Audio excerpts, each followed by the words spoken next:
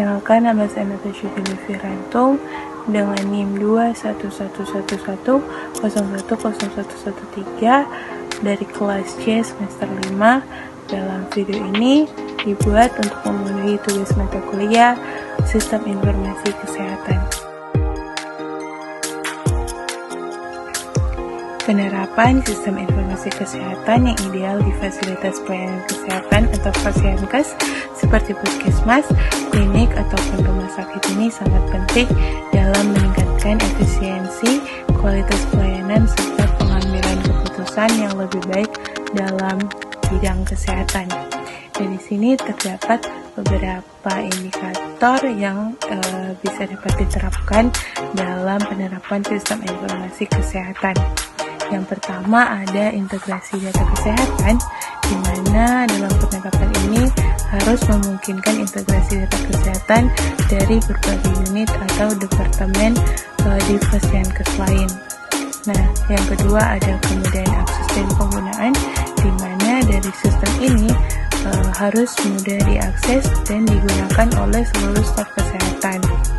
Dan yang ketiga ada keamanan data, di mana keamanan data ini merupakan hal yang sangat penting, di mana dalam sistem ini yang ideal harus memiliki sistem perlindungan data yang kuat dan patuh terhadap regulasi privasi kesehatan. Yang keempat ada interoperabilitas, di mana dalam sistem ini harus bisa dapat berkomunikasi dengan sistem lain di lingkungan kesehatan, termasuk laboratorium, apotek, bahkan dengan Fasienkes lain jika diperlukan. Yang selanjutnya ada manajemen data pasien, di mana dalam sistem ini harus menyediakan alat dalam manajemen data pasien seperti catatan kesehatan elektronik atau EHR, ada juga sejarah penyakit, resep, bahkan hasil tes medis. Nah, dari data tersebut, staf medis ini bisa dapat merencanakan serta memberikan perawatan yang lebih baik. Selanjutnya ada keterlibatan pasien. Di sini keterlibatan pasien juga harus bisa mencakup alat-alat untuk meningkatkan keterlibatan pasien. Nah, seperti portal pasien yang bisa mungkin diakses oleh pasien dari catatan kesehatan mereka, serta mereka bisa dapat membuat janji temu terhadap dokter ataupun yang lainnya, serta bisa dapat berkomunikasi dengan penyedia layanan.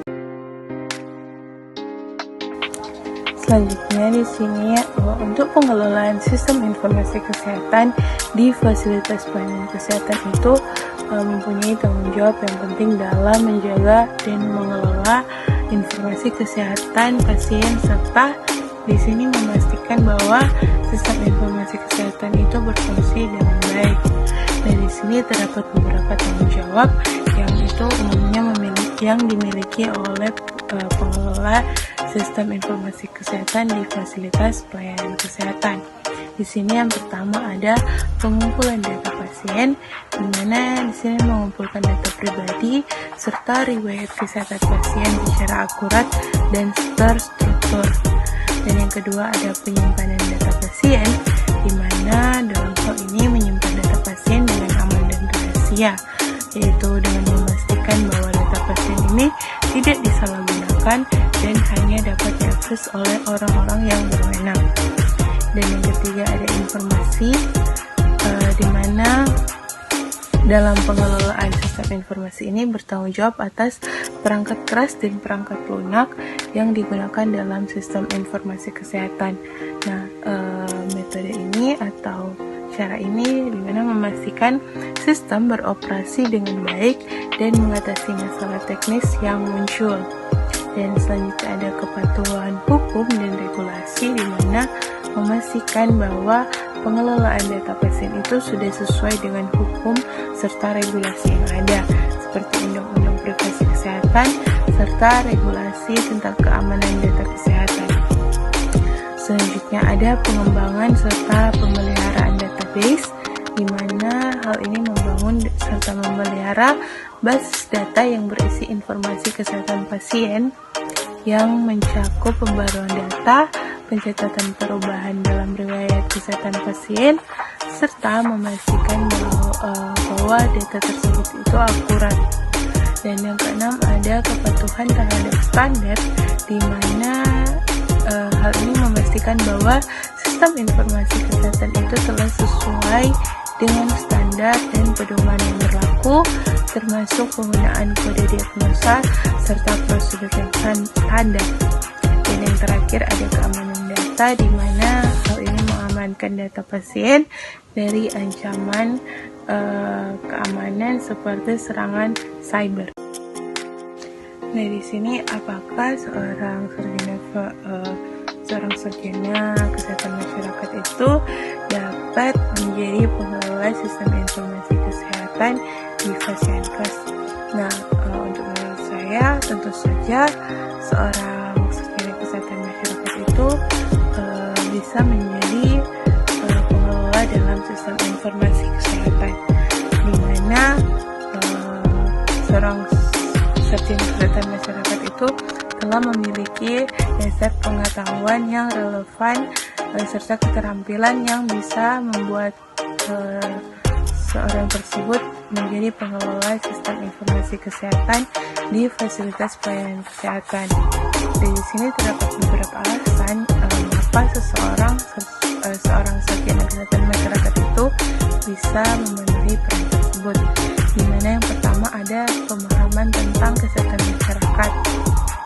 Dari pemahaman ini, seorang sarjana kesehatan masyarakat itu memiliki pemahaman yang kuat tentang aspek-aspek dari kesehatan masyarakat tersebut, termasuk masalah kesehatan, epidemiologi, promosi kesehatan, serta manajemen penyakit.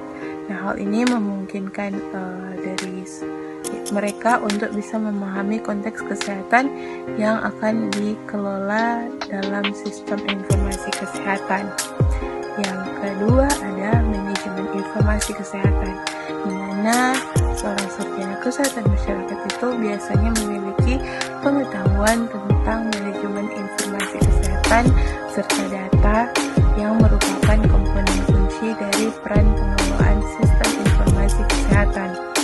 Yang ketiga, ada koordinasi program kesehatan, di mana di sini dari seorang sarjana kesehatan masyarakat itu telah belajar tentang perencanaan, implementasi, serta evaluasi program kesehatan yang bisa menjadi aset berharga dalam mengelola sistem informasi kesehatan, serta memastikan bahwa sistem itu mendukung program-program kesehatan yang telah berjalan.